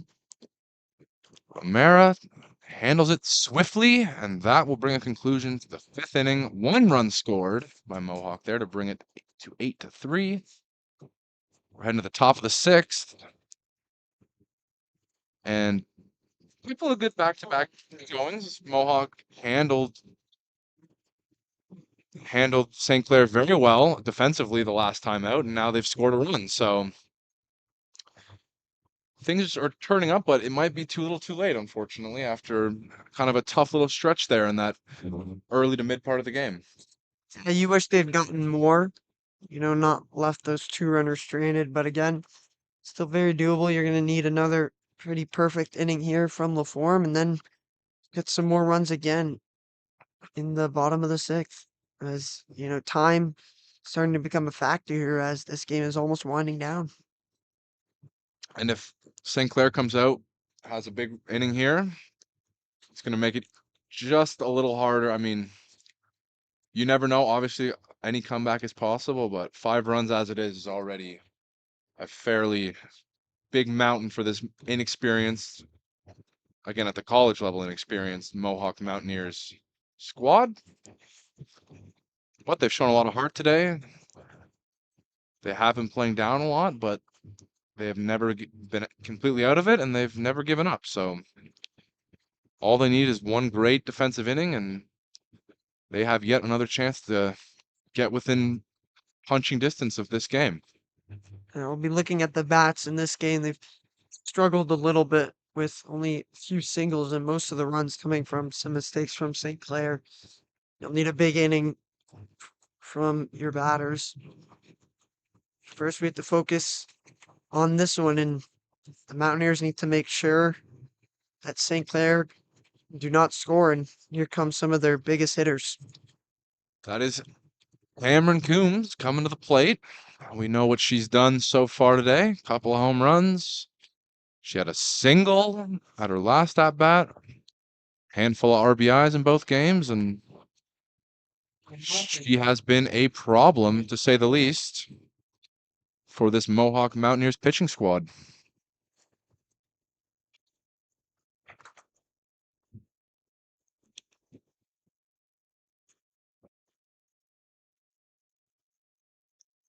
Strike 1 from LaForme.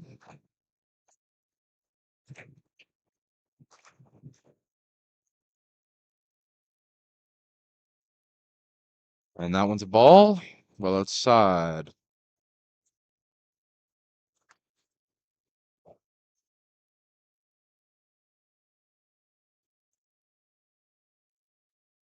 That one a little bit wild. Couldn't quite be reined in there.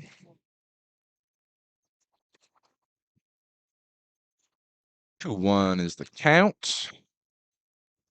Coombs looking for the hat trick on the day of home runs. See if she gets it. LaForme looking to keep her team within reaching distance of tying this one up. And it'll be a 3-1 count as Coombs takes yet another ball.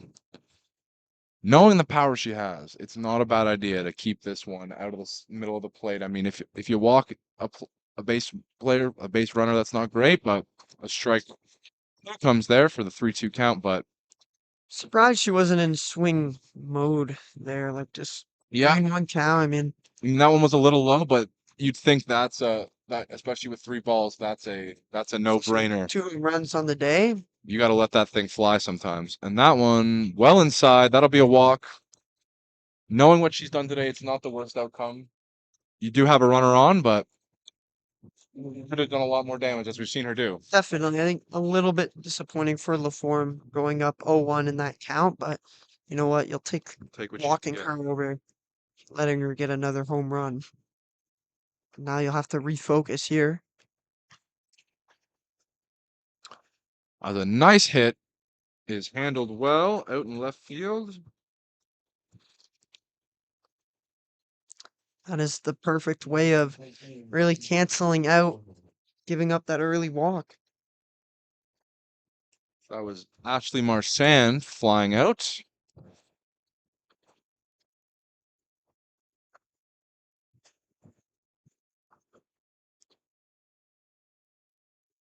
And to the exact same spot, And another nice Reese catch. Grondin is going to fly out. Back-to-back catches made by Kayla Makowicz in the outfield for a couple of quick outs. Two good pitches in a row from LaForme, not catching a whole lot of play and putting them really on corners, forcing tough swings for St. Clair. Ilana Jackson at the plate. She's had some good base running today. And a swing and a miss. LaForme maybe building a little confidence. He's For a couple finding, here, yeah. pun intended. Pun intended. Gotta say that walk, might have been strategic decision made by her And that and is her catcher. And I mean, why wouldn't you not walk her if there's all the home runs? why not? And now look, they've gone quick boom boom. But like we've seen, they've had trouble getting out of innings. They were able to get out of the last one quick. That's a ball low and outside. It's been that third out. It's been that third out. We keep saying it. We're at a 2-1 count though. She wants to break even here on the at bat. And a bunt goes right to LaForme. A bit of a bobble. And she is safe. That was the out right there. But a very, very crafty bunt by Jackson. And we know she's got speed. She's been burning with it all day. It'll be now up to the Mountaineers to make sure they get out of this without allowing a run. That would be a very big confidence booster for them. Numeric created a lot of the scoring in the last time at bat. And just like that, she gets one out to right field and a bit of a bobble. And that's going to bring a runner in. Wow. But she is out. So the inning ends. So she did push for an extra base. That will cost her, but they did get a runner home. The run did score, It will though. be 9-3 now. Which, all things considered, a good way to end out that inning. They do escape, only allowing the one run. But now you need the bats to arrive Need the here. bats to arrive. It is now or never, unfortunately. I mean, you'll have one more chance at the bottom of the 7th. But it feels like this inning has to be special for the But it Mountaineers. will have to be special for the Mountaineers. So we will see.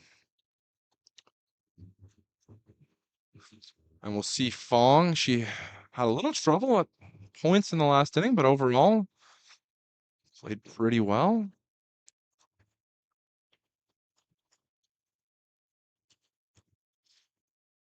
And she's going to get back out there on the mound.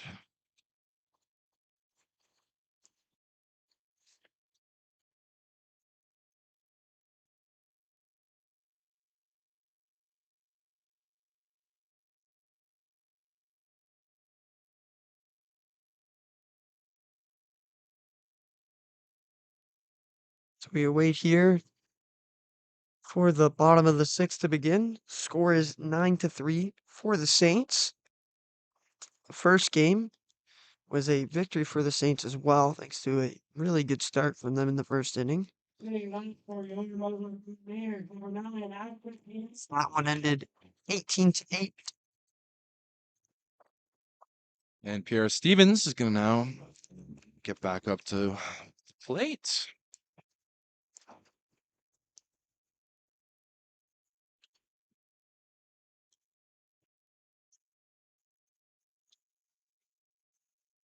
She struck out once today.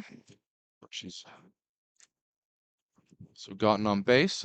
So a bit of mixed results in this one. She'll look to get something going and with the Mountaineers backs up to the wall here, we are running out of innings. And we are. Time will be against them now as they don't have many innings to fall back on.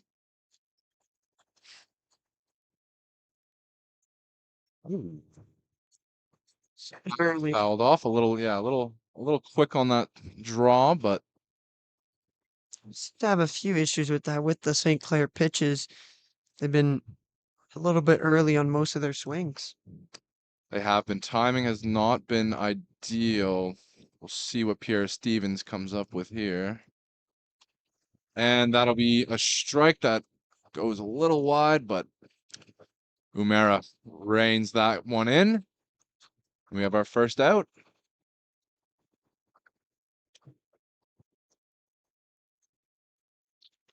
Grace Purdy now up to the plate. Now that ain't. Bring her Mohawk Mountaineers.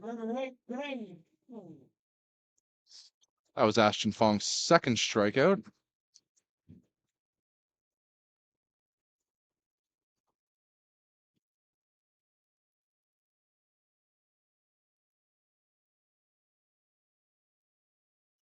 Ooh, that one is Way at the inside. knees, way inside of Grace Purdy. Ball one. Already struck out in her last at bat, so it'll be interesting to see what her game plan is here. And that one will be high and outside for ball two.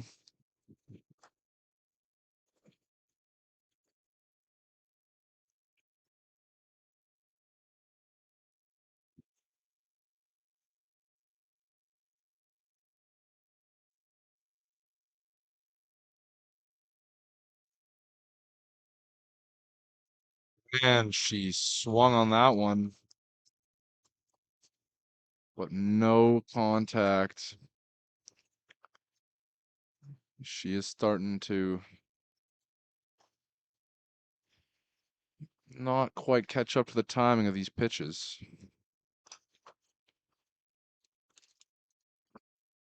And another strike. She was up in the pitch count, and now she is tied up 2-2. You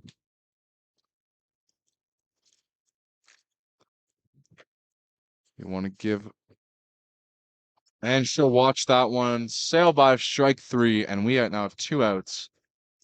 O'Toole up to bat. She'll really need to get something going.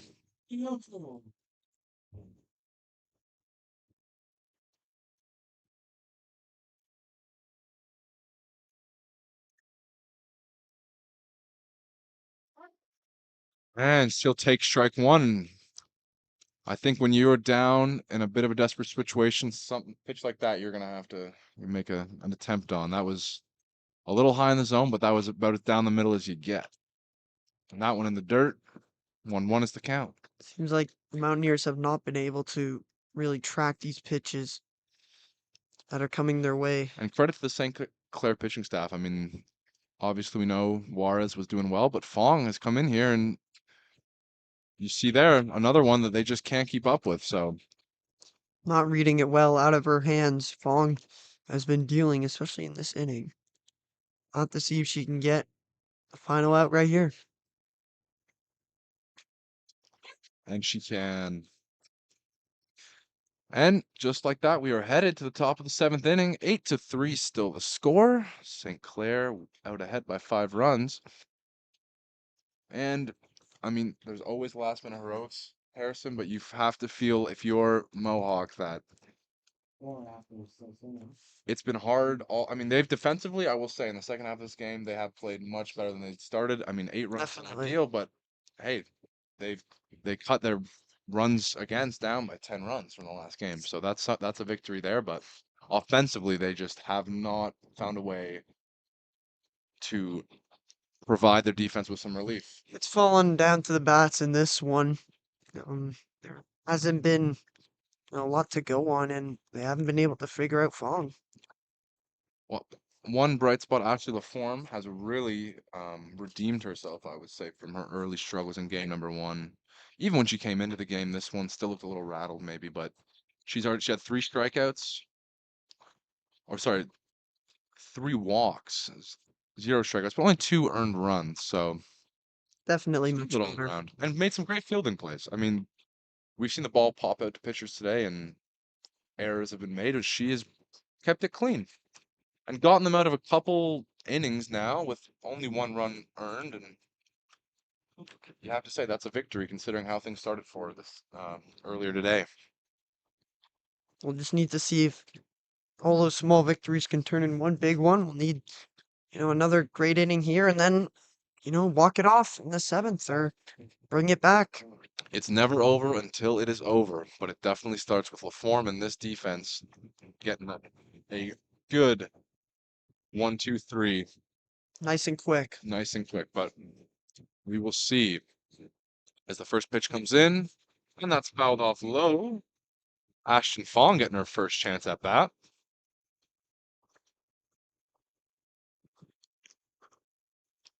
Another good location pitch there from LaForme. Seems most inside pitches St. Clair will swing on. That one was nice inside and low. There's one, an inside one, but unfortunately Fong is going to get enough of it for a single. That one looked, compared to the last one, a little bit too high. Yeah, it didn't quite. It rose up into the strike zone a little too much, and when you leave it out there, a good hitter is going to snatch that up every day. As Brooke Cameron is on the plate.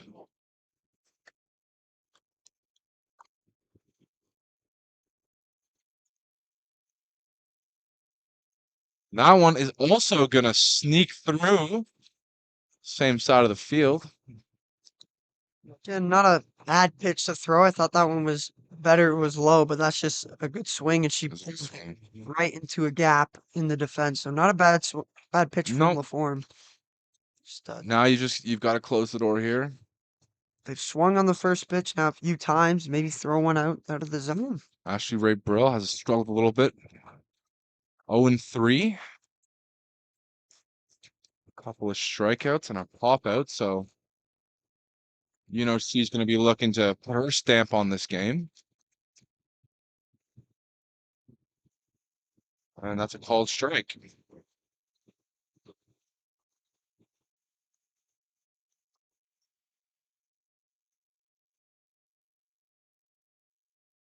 And she's going to bunt that one. And they get an out there. They get Fong at third, but it's the smart play to make. Get the lead runner out, and big first out for the Mountaineers here. Brill does get on base for the first time today. Another great defensive play by LaForme and from O'Toole at third. And LaFleur is back on the mound or on the plate, and she fouls one back. She's had a good day overall. Some good defensive plays. Nice inside pitch there. You see again, swinging on the first pitch are the Saints, and LaForme located that one perfectly to jam her.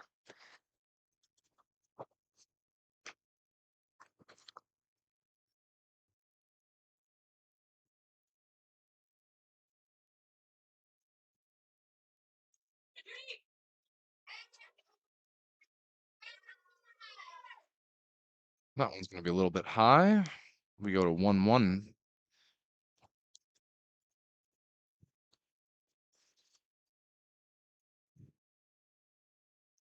And that one's real high and inside. 2-1 is your count. 1 out, top of the seventh.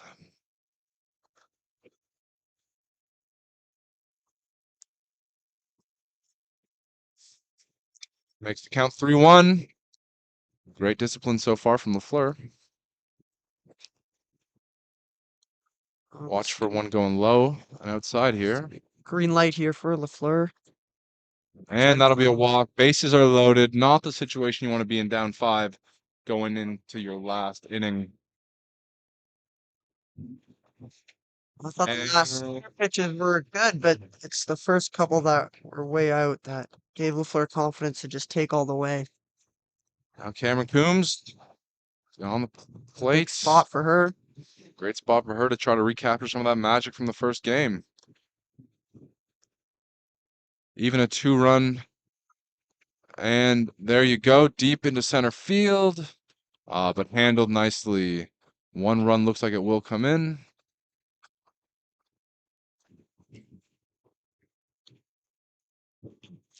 Brooke Cameron came in to score. And Coombs continues her great day with another double and another RBI. It's actually a sacrifice fly there. That's right. The run does score. Run does score. After her swing, you could hear Coombs grunt a little bit. She could tell she just got under it too much. That could have easily been a grand slam. That one is. There you go. Inning. And that's the inning. A run scored. Back to a 6-score deficit. Again, another inning with only 1 run coming in. That's amazing.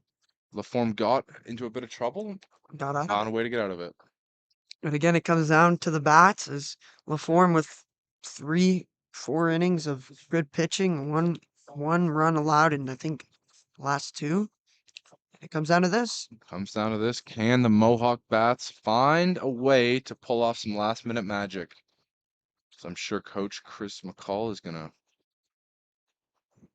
chat with his team a little bit before this final inning. So he heads into the dugout.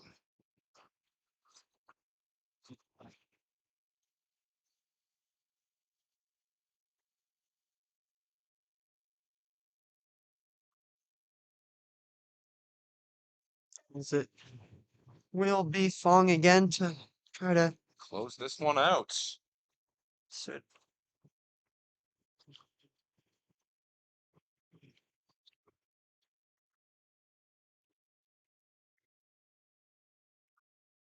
And Talia Henry's going to be up first, and I would say she's been Mohawk's best player this game.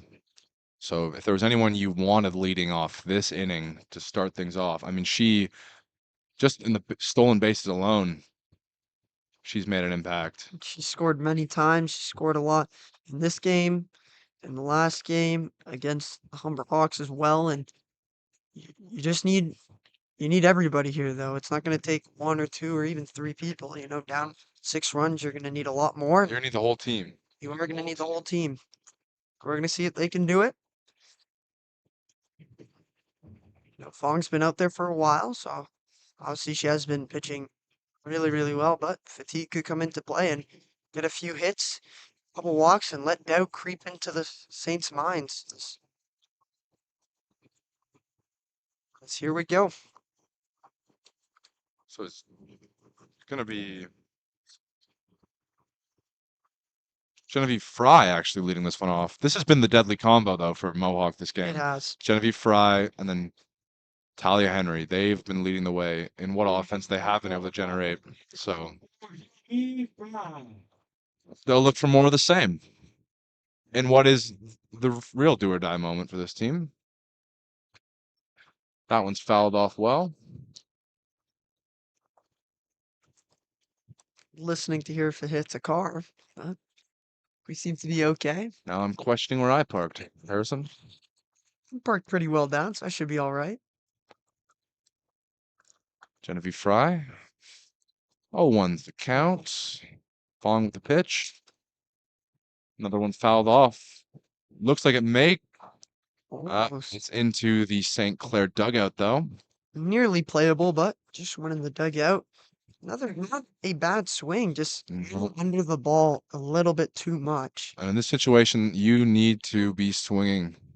Don't leave this into the pitcher's hands. I think take what you get, obviously, but this is your moment to start the comeback. This is it. And if it doesn't start here, then another game will slip through your fingers, unfortunately. And this team does not want to fall 0-6.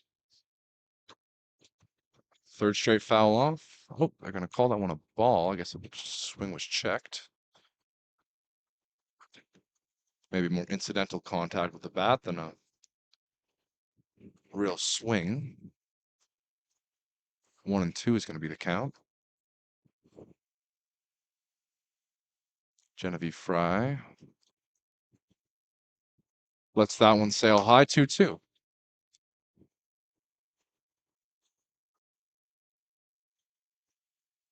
Correction, the previous pitch was fouled off, so it's a 1-2 count. And that one, oh, sailed a little too far to go foul. Would have if it was gonna end up fair, would have definitely landed there and for extra bases. So Would have been a good hit, not a bad swing from Fry. but she seems to be figuring out this timing of Ashton Fong. She seems almost there. Maybe waiting just for one more pitch to hit that sweet spot for her. We'll see what Ashton Fong offers up on the 1-2 count. And there we go. That one's going deep, deep out to center, but handled nicely. Almost the home run they needed. Almost would have been a great start. Unfortunate for that not to carry a little bit further. That's twice now that Fry's had pretty well hit balls to center to the outfield, but just hasn't been able to get enough of it. And now Talia Henry will try to be the hero for Mohawk. She shows bunt. Oh, but they call strike one anyway, as that caught just outside of the strike zone.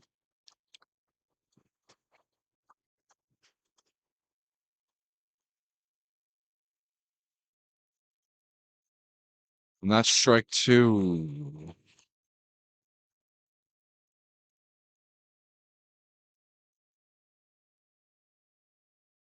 Ronald Bork on deck for Mohawk. Talia Henry down 0-2 in the count. Way outside. No point in swinging on that one. Good take.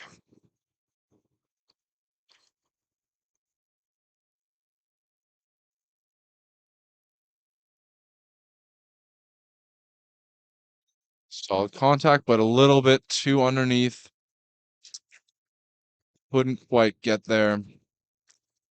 And now it will come down. It's Kayla Makowicz actually coming up. Last chance. 2 outs, bottom of the 7th. Keep the game alive here. The game alive with a hit. Ball one. 1-0 is your count. A lot of people might think it's impossible for the Mountaineers to come back, but we've seen them score 5 runs already in an inning. Oh, he swings on strike one. 1-1 is the count.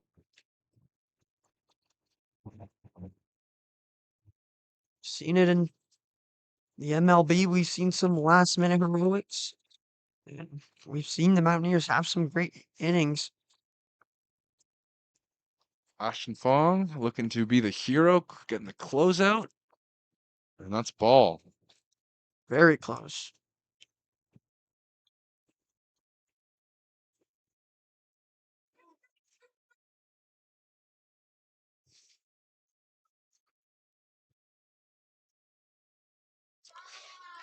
Another ball.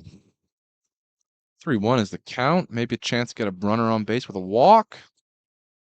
You got to think this is bats away, though, for Makowicz. We'll see. And that one's going to chop short. Mara makes the catch, and that is the ball game. Final score 9-3 for the St. Clair Saints. A nice comeback for them after Mountaineers again come up to an early 2-0 lead, similar against Hawks in the first game, but just sizzle out. Yeah, it was just like we said. Mountaineers need to find a way to play a complete game. There were still some holes.